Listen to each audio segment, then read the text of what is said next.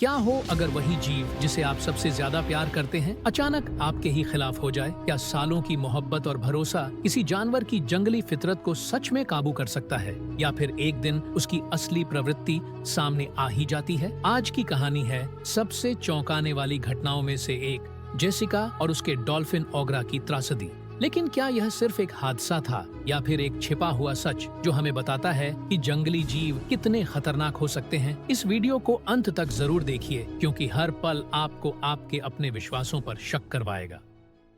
Jessica सिर्फ 26 साल की थी। अमेरिका के एक तटीय शहर की एक बेहतरीन डॉल्फिन ट्रेनर। वो ओग्रा को सिर्फ एक जानवर नहीं बल्कि अपना परिवार मानती थी। उसने उसे पाला, उसे सिखाया और उससे बेइंतहा मोहब्बत की। लोग कहते हैं कि ओग्रा जेसिका के बिना खाना तक नहीं खाती थी। सोचिए, इंसान और जानवर के बीच इतना गहरा रिश्ता। लेकिन क्या प्यार सच में फितरत को मिटा सकता है? सालों तक दोनों ने मिलकर शो किए। उनकी जुगलबंदी हर किसी को हैरान कर देती थी। लेकिन क्या तालियों के पीछे कहीं अंधेरा छिपा था? दोस्तों ने जेसिका को चेतावनी दी थी, जानवर कभी अपनी असली प्रवृत्ति नहीं भूलते। क्या जेसिका ने उस इशारे को नजरअंदाज किया जो उसकी जान बचा सकता था? जेसिका की मां के मुताबिक पहली दरार तब आई जब जेसिका 3 दिन के लिए न्यूयॉर्क गई। ओग्रा, जो हर पल उसकी मोहब्बत का आदी हो चुका था, अचानक अकेला पड़ गया। बेचैनी, गुस्सा और शायद नाराजगी ने उसके भीतर कुछ बदल दिया। क्या सिर्फ 3 दिन की जुदाई ने एक डरावना तूफान जगा दिया था? वापसी पर जेसिका ने नोटिस किया कि ओग्रा पहले जैसा नहीं रहा। उसकी मासूम आंखों में अब उदासी, उलझन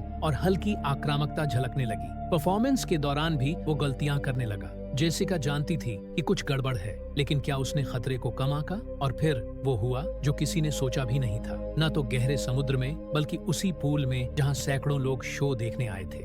अचानक ओग्रा ने पलटवार किया। पानी लाल हो गया, चारों तरफ चीखें गूंजने लगी। कुछ लोग बेहोश हो गए, कुछ ने मदद करने की कोशिश की, लेकिन कोई भी उसे रोक न सका।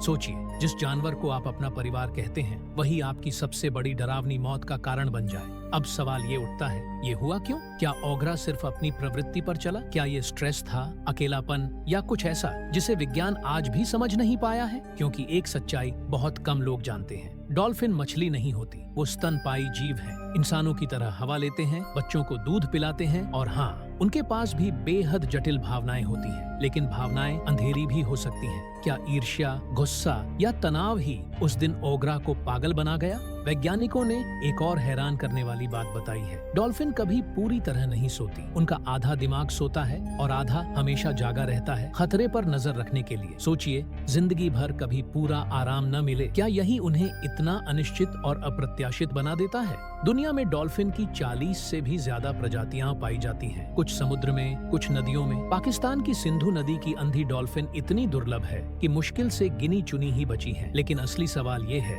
अगर डॉल्फिन इतनी बुद्धिमान, भावुक और ताकतवर है, तो क्या इंसान कभी उन्हें पूरी तरह काबू कर सकता है? तो दोस्तों, क्या जेसिका की मौत महज एक हादसा थी, या फिर एक सख्त याद दिलाने वाली हकीकत कि चाहे हम कितना भी प्यार करें, ट्रेनिंग दें या भरोसा करें, जंगली प्रवृत्ति हमेशा जीतती है? और अगर ये सच है, तो क्या ऐसे और भी खतरे हमारे आसपास छिपे हुए हैं? क्या वो जानवर जिन्हें हम अपना साथी मानते हैं, एक दिन हमारी सबसे बड़ी त्रासदी बन सकते हैं? अब फैसला आपका है। कमेंट्स में बताइए, क्या ओग्रा दोषी था, या फिर ये सिर्फ कुदरत की ताकत का एक और सबूत था? और अगर आपको ये कहानी चौंकाने वाली लगी, तो तैयार रहिए, क्योंकि आगे हम आपको दिखाने वाले हैं कुछ और ऐसे डरावने किस्से जो इंसान और जानवर के रिश्ते की असली हकीकत सामने लाएंगे।